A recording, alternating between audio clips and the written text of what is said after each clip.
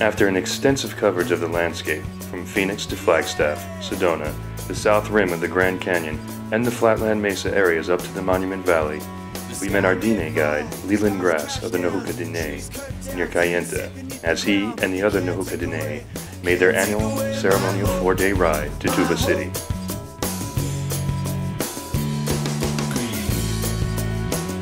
Along this path, we searched for proof of claims of wild horse overpopulation, overgrazing, insufficient water supplies, and starving, suffering wild horses. What we found was something quite different.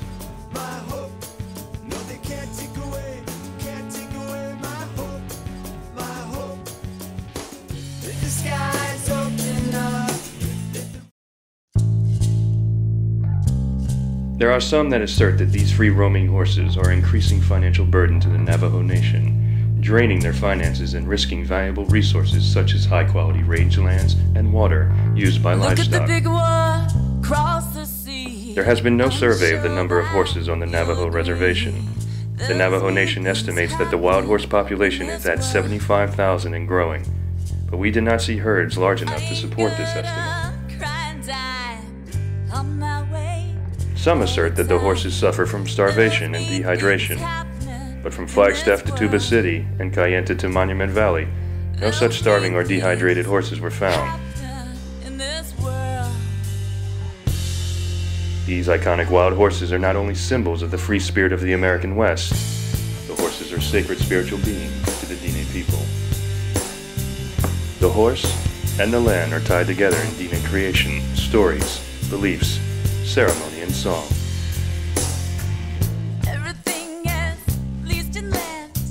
On our brief journey, we discovered that Dine elders and medicine people seek alternative solutions within their own nation to stop the unnecessary roundup and suffering of these animals. Although these elders and medicine people seldom talk to people outside their culture, they allowed us to sit down and ask them questions, to witness some of their sacred ceremonies, and listen to their horse songs. In their own words, the elders and the medicine people expressed what the horses mean to them, hoping we would help carry their voice to others, that we would tell how, without their consent, their sacred animals have been abused and their own freedom. Outsiders complain that horse overpopulation contributes to rangeland depletion, water contamination, destruction of property, and death by highway accidents. What we witnessed and the Dine we spoke to told a very different story. We ascertain from our holy people how we should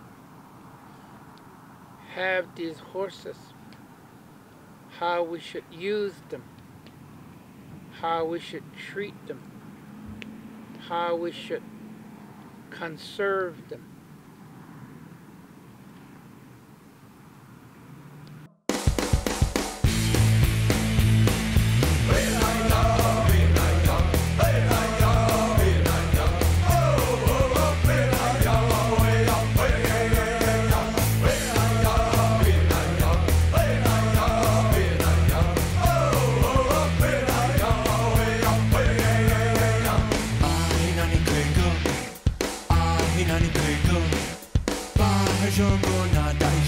Ba